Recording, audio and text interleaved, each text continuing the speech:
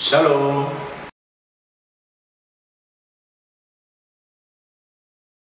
Yes, the power of choices. Wow. Deuteronomy chapter 30, verse 15. And the Bible says, I set before you death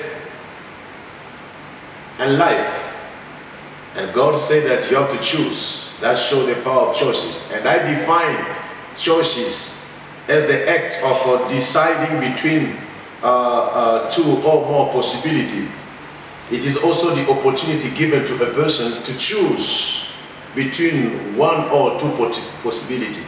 So this is very crucial and very powerful.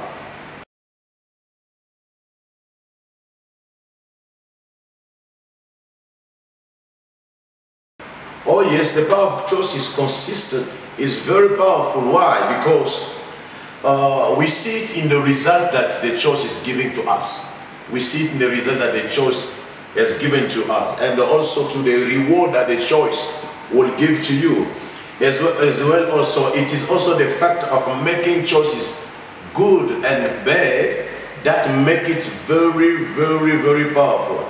Because the result can be good, the result can be bad. So if you choose good, you're gonna see the result of that. I give example. Adam chose to listen to the devil. The consequences, we have seen it. And that Jesus, who is the second Adam, decide to choose to obey God. We also see the consequences of that. That means that we can see it, the power it results, it consists in the result and the benefit of that. Thank you.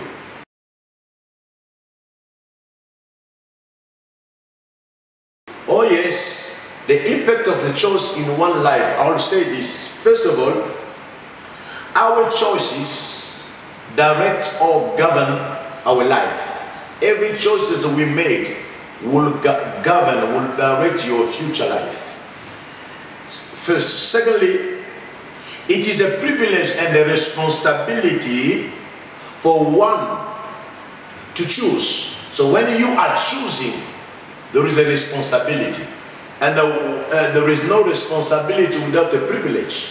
That is why the book of Joshua, chapter 24, verse 15, Joshua said, if you decide to obey the God of Amorite, the Levite, the Hittite, but me with my house we shall save the Lord. That is a privilege, and that's also a responsibility. And the thirdly, I would say is every choice has got a good and a bad consequences in our life. You can see the impact of that. Just see, let me give example here. You and me, we were not there at the time of Adam and Eve. Adam and Eve are our forefathers. But look, the impact of their choices. They have chosen to eat only the fruits. But look, up to now, we got what you call Adamic nature, or sinful nature, origin sin, which are impacting us. You can just see it. And fourthly, I'll say the time always judge our choices. You can see the impact of that. Time is the best judge of our choices. And fifthly, I would say this: negative and the bad choices sometimes can be corrected. We can see in the life of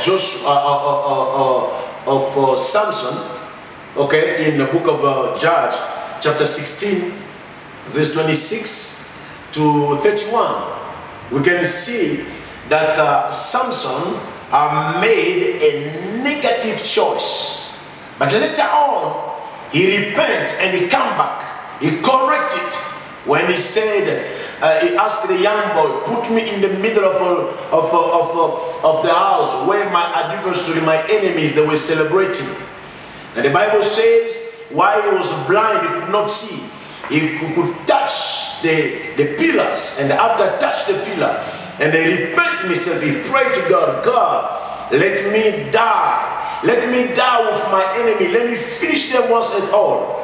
And the Bible says that Samson died with the enemies. Even the Bible emphasized that the enemy, that the Philistines that died in that day, they were more than what Samson destroyed when he was having his both eyes.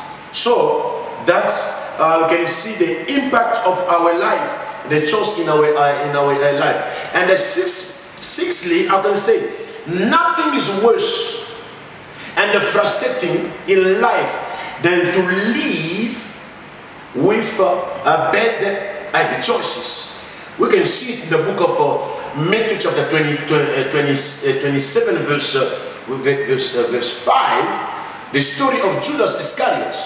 Judas Iscariot, after he realized that he betrayed Jesus and Jesus had to be crucified, the Bible says he repented himself and then go and surrender the money, but it was too late.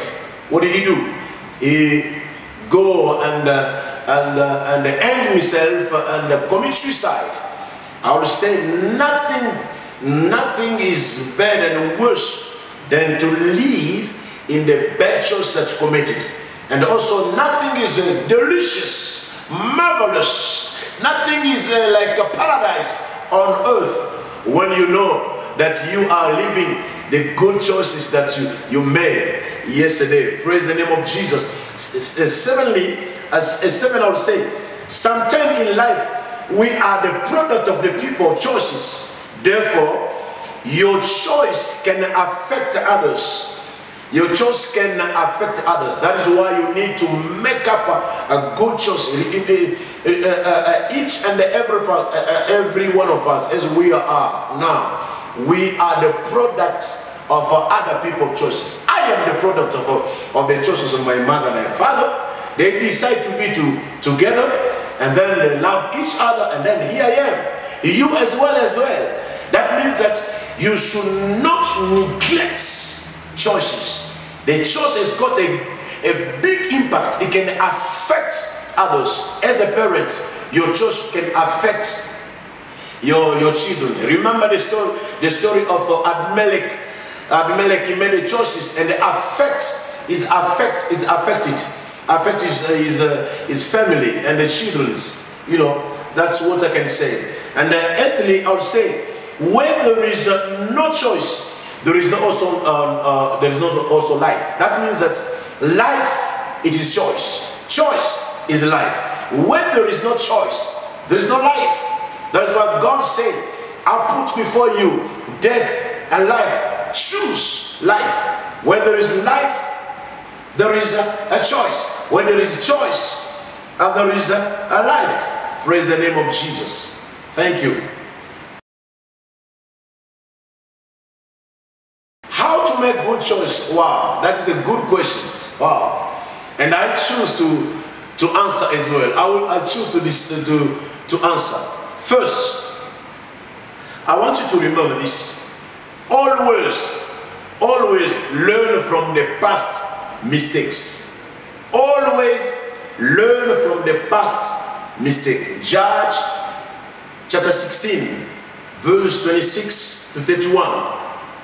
We see how Samson has learned from his past mistakes. Secondly, I would say, is possible to consider other people's opinion and advices when you are making your choice. We'll see it in the book of Proverbs chapter 11, verse 14, and the Proverbs 15, verse 22. The Bible is clear there in these verses. Always consider other people's opinion and advices when you are about to make a choice, because there is a salvation in a number of advices. And the Bible says a project are not succeeding Because the people who are making choices, I try to paraphrase. I think you're going to read it properly in the Bible. And thirdly, I'll also say this. Once you have made a positive choice, don't look back, but make it work. Genesis chapter 19, verse 26. Here is the story of Lot and the wife of Lot. They made a good choice than to come out from Sodom and Gomorrah, where God decided to burn it by fire, because it was characterized by the power of homosexuality. And God said to them, go out, do not look behind. But what we see, the wife of Lot came back and looked behind. When look behind, the Bible says she became the pillar of choice, the pillar of salt. So, beloved, once you have made a positive choice, don't look back. Go and make it work. And number 4, I will say this: always, when you make a good choice, always avoid what I call procrastinations. Procrastination. What is procrastinations? It is the fact of delaying to act on your decision that you made. You made up a decision today. You say, I'll act tomorrow. I'll act tomorrow. You are delaying. You are delaying. You are delaying. You are delaying. And then something will become, and then you won't be able, to make up your decision. You see, chapter 18, verse 21. There you're gonna see what God is telling us. And also I'll say, learn to inquire or consult God for guidance. Every time when you're about to make a choice, good choice, learn to inquire and learn to ask God guidance. God guidance. Second Samuel chapter 5 verse 19. There you're gonna see David inquire the Lord. He said, should I go? Should I follow them? Am I going to win the battle? David was a warrior. He was a king. He could have just gone straight. But inquire first of all. Inquire first of all the will of God. Let me tell you something. No matter how powerful you are, no matter how wise you are, no matter how knowledgeable you are, no matter how anointed you are, learn always to inquire the decisions of God, the guidance of God. God to tell you what to do. 6, I'll say this: gather the knowledge about the decision you want to make. When you want to make a decision, I want you to gather the knowledge. That means that know first of all, you have to know first of all what you want to make a choice. Inquire all the knowledge. Inquire all the knowledge. Do not just make the decision just in a hurry like that.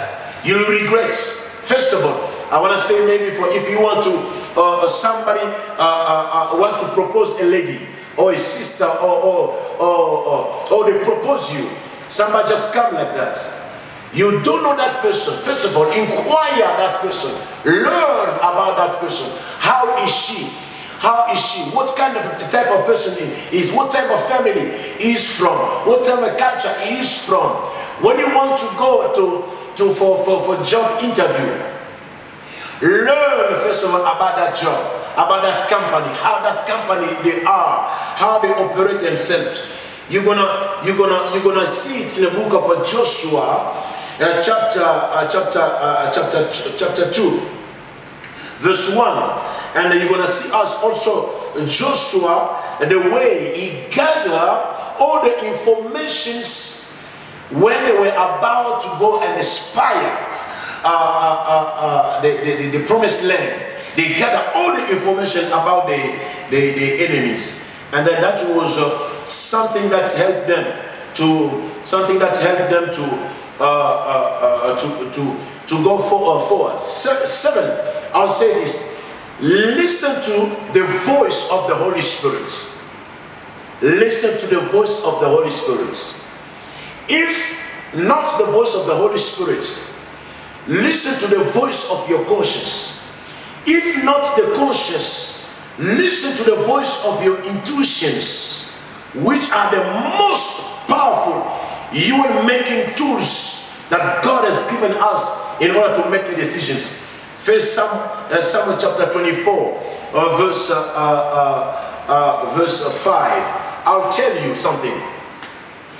In a human being, God has put 3 things that help you to make a good decision, that you need to listen. For those who are born again, there is the Holy Spirit you need to listen. For those who are not born again, God has put in us the conscience, the voice of the conscience, which are differentiating us with the animals, with the birds, with the other beings.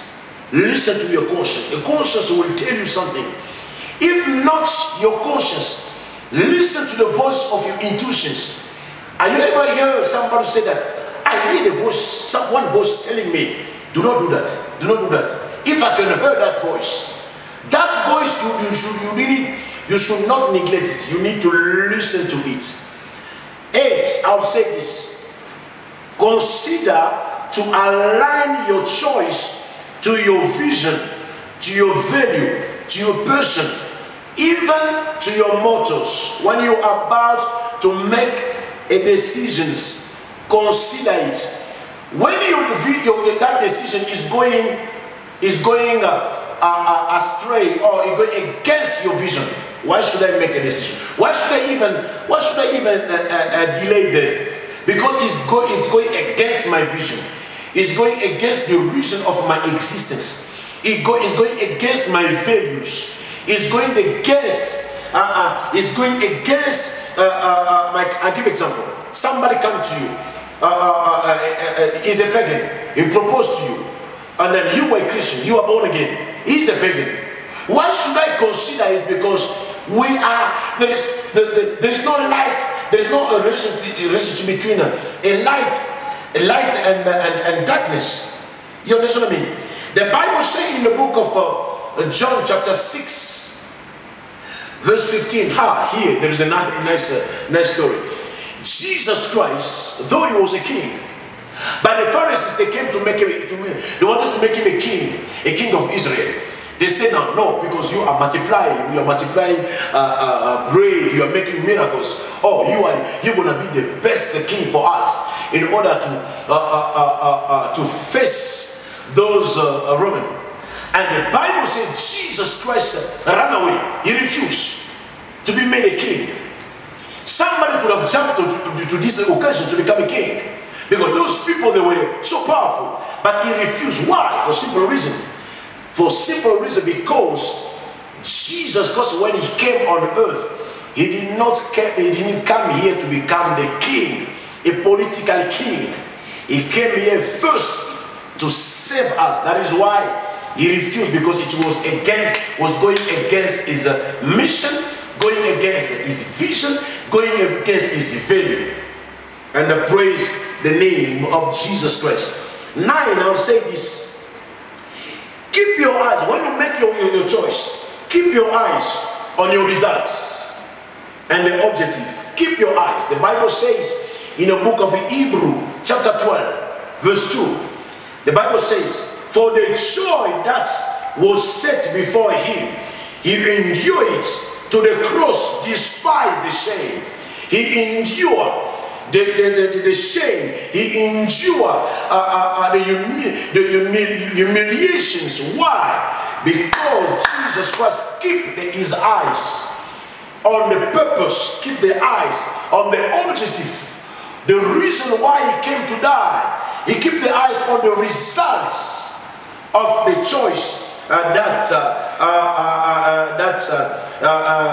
he made. And I'll say also this. The result is never in the present, it's always in the future. That is why you need to keep your eyes on the result. Because the result, your choice, it will never be in the present. It's always the future. That means you will never see the result right now. Only you can see it in the eyes of a vision. Only you can see it in the eyes of the future. And then number 10, I would say, apply always the objectivity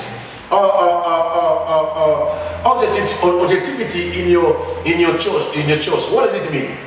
It means that always ask these questions to your choice.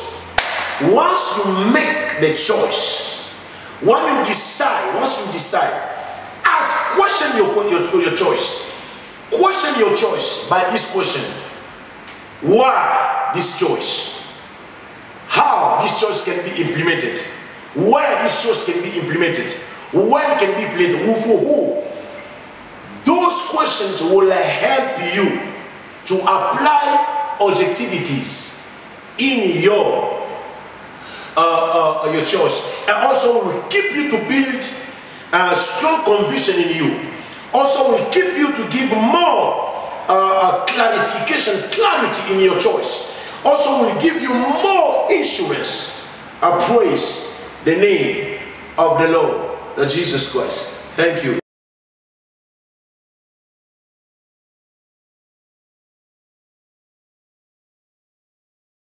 Yes, I'll say there is three choices who are very important. The choice to choose a partner, the choice to choose a career, and also the choice to receive Jesus Christ as a Lord and Savior. Let me open a bracket here. For those who are following my viewers, if you are not received Jesus Christ as a Lord and Savior, here is the opportunity for you, because this choice will determine your future life. Believe in Jesus Christ as a Lord and Savior. Choose very well, and then choose also a partner, life partner, who's going to be your wife or your husband. Also choose your career, because these three choices are going to determine your next future. I praise the name of Jesus.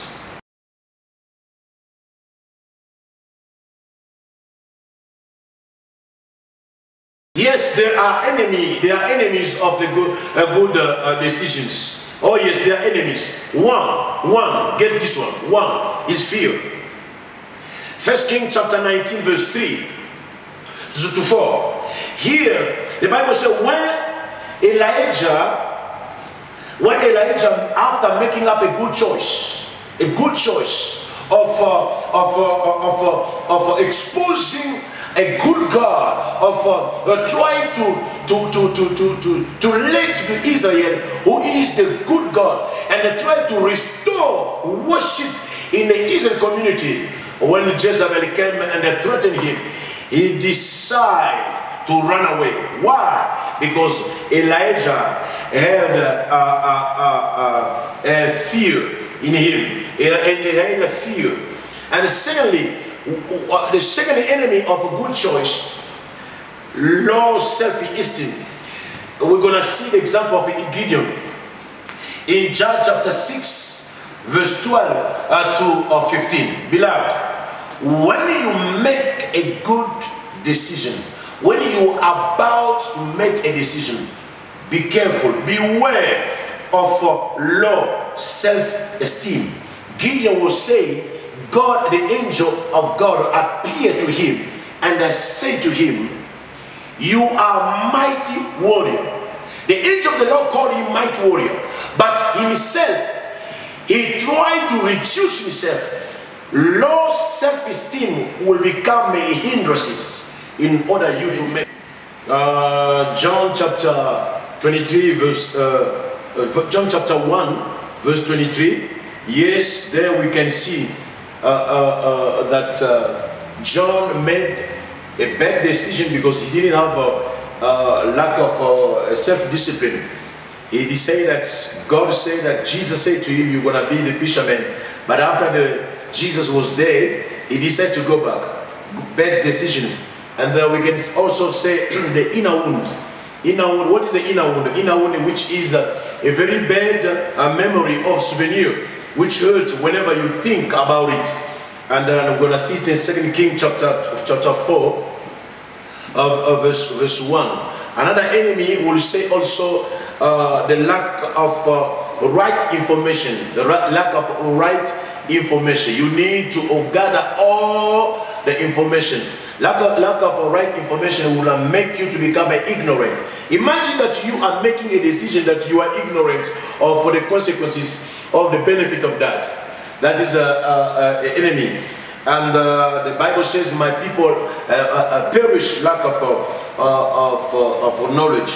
And then also lack of appropriate time. Lack of appropriate. When you don't have appropriate time, you know, do not make a choice. Do not make a choice. You need to gather all time, because all choice is related to the time, to the space, and also to the right place of emotion and feelings. And then also we're gonna say also procrastination also is one of the enemy. Praise the name of Jesus Christ. Thank you.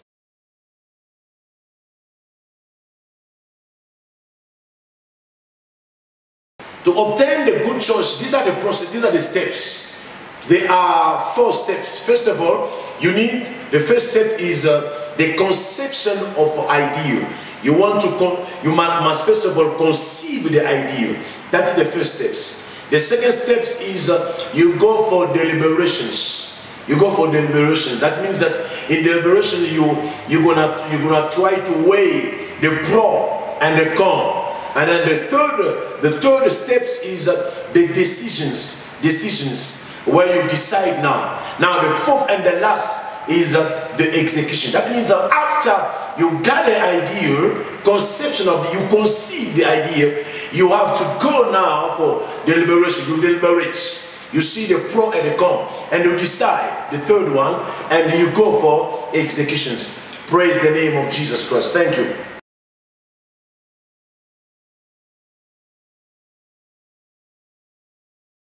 No, because God created us by His own image. What is the image of God? The image of God is the Spirit of God is us, in us. We are spirit. God is spirit, and also as well, we are spirit. That's the image of God. Animals, they are not spirits, right? Trees are not spirits. We are differences to them in that. And also, we are in the likeness of God. God has got soul. We got also the soul. The soul is the way we decide. Where is the maternity of a IQ, intelligent, conscience, feelings, and emotion. That's where we decide. So the two factor, the image of God and the likeness of God, makes us God to trust us, make us to become a free will being that God can trust in us to decide. So it's not a paradox there. Thank you. The last word I will say that you may follow us each and every time in our channel, YouTube. I want you to subscribe there in RMM. Subscribe there online. Just there, see on down there. So subscribe yourself. Also in YouTube, our address is there. In Instagram as well, and Facebook. And also I want to pray for each and every one of us. You are in the middle of you want to make a decision. Let the Almighty God be with you. May Almighty God help you to guide you through the power of the Holy Spirit. In Jesus' mighty name. May God bless you. See you next time. Thank you.